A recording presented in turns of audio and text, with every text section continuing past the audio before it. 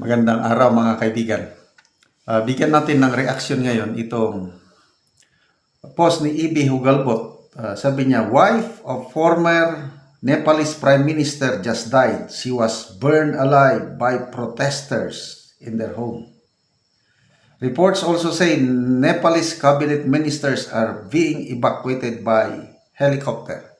This is a developing story. So isinite ni E.B. Hugalbot yung mga news articles tungkol sa kaguluhan nangyari sa Nepal. Nagsimula kahapon, tuloy pa rin na ngayon. Parang gumaya sila sa Indonesia eh. Kaya parang nalala nyo nung people power noong 1986, magandang nangyari, napatalsik ang Marcos Sr. Ginaya tayo ng iba't ibang bansa eh.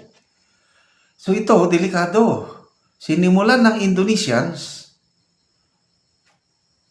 sumunod ang Nepal. Bilang naman, sinunog ng buhay ang asawa ng ex-prime minister. Nako, ano bang? Mangyayari ba ito sa Pilipinas? Marami nang kinakabahan dyan. Di na makatulog-tulog. Basahin natin. Ito yung article sa Newsweek. Wife of ex-Nepali Prime Minister burned alive. Gen Z revolt engulfs the country. Mga kabataan. The same. Kabataan. Mga estudyante nagsimula sa Indonesia. Sa Nepal, ganito rin. Gen Z. Young people. Basahin ko The wife of former Prime Minister of Nepal, Jalanath Kanal, died Tuesday after she was burned alive when her home was set on fire amid violent anti-government protests in the country, regional media reported.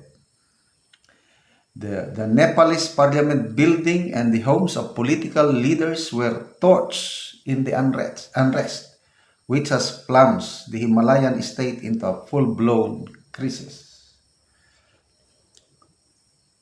The protests, which are being led by Gen Z, erupted on Monday.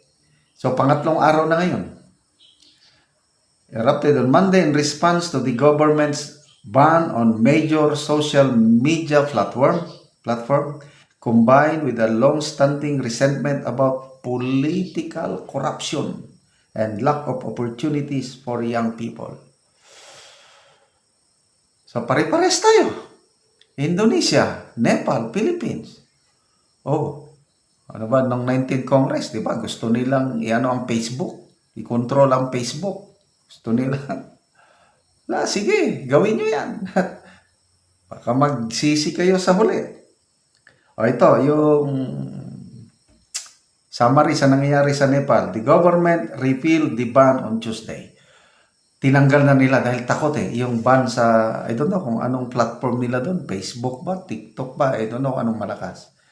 Pinagbawal nila. Nagalit ang mga kabataan. Ngayon, tinanggal na yung ban. Kaya lang, pagkatapos, marami nang namatay. Ito. Prime Minister K.P. Sharma Oli and other key officials have stepped down. Grabe, ano? May delikadesa din. Hindi siya kapit toko sa Pilipinas. I don't know kung may mag-step down. Kapit toko eh. Demonstrators look ready to continue into a third day ngayon. At least 22 have died and hundreds have been hurt in unrest. Sa Indonesia, ang na-monitor ko, 8 ang patay. Tapos more than 1,000 ang inaresto ng mga polis. Tens of thousands have defied curfew as the military calls for calm negotiations. Wala kayong magagawa sa galit na taong bayan. Hindi man pwede na military ka, pagbabarilin mo na lang mga tao. Hindi pwede. May konsensya rin ang mga men and women in uniform. Ano pa? Ito. So, let's talk over Pilipinas. Ano kaya ang iniisip ng palasyo ngayon? Ano ang iniisip ng Kongreso? I'm sure monitor nila ngayon itong nangyari sa Indonesia, nangyari sa na ang taong bayan is naabot na ang sukdulan. Sandali, basahin ko yung text ng kaibigan ko sa US. Ito, taga Davao siya, nurse, matagal nang nanirahan sa US. Ito ang kanyang text. General, Bisaya lang ito, ay Tagalog ko lang mamaya. Unsa naman ang nahitabo diha sa Senate? Feeling nako, Philippines is now truly hopeless na gyud. It is so disgusting how they replace Escudero and especially Marcoleta, who apparently opened the Pandora's box of shameless corruption by government officials. Indonesian movement should start now in the Philippines. Gusto niya nang mangyari sa Indonesia eh. Hopeless na gyud ang akong feeling karon. I cannot continue watching the hearings kay naglagot nako and I am crushed. Why even remove Marcoleta? He's the best senator there is to head the investigation. Unya, they remove him. This is way too much for me. This is incomprehensible. Filipinos need to be on the streets like the Indonesians. Truly disheartening events to me. Yan ang ginagawa ng mga makakaliwa. Sila ang nangunguna. Kaliwat kanan na. Kasi ito na yung right moment ng mga makakaliwa.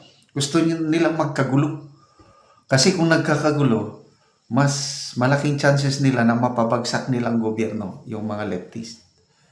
Kaya, and very, convincing yung rason eh. Corruption. Sino ba naman ang natutuwa sa corruption? Kaya, I believe,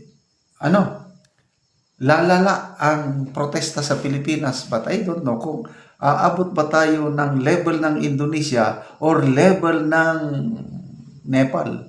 Kasi ang Pilipino mapagpasensyoso, peace love eh. Kaya lang, ang mabait na tao, pag napuno ang galit, ayun, grabe. So sana hindi mangyari sa Pilipinas na ang First Lady, South Korea, nakakulong ang First Lady. Nepal, burned alive. Pilipinas, ano kaya mangyari? I don't know. God save the Philippines.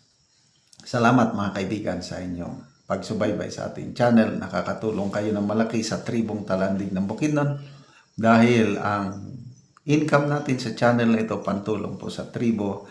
Namimigay tayo ng livelihood assistance sa kanila, nagpapatanim ng saging lakatan at Arabica coffee. Panoorin niyo ang video na ito. Anak ko sa area ni Angkol, baba, so mag-abono siya. Mayong buntag di Angkol. Ayong buntag sab. Lan kay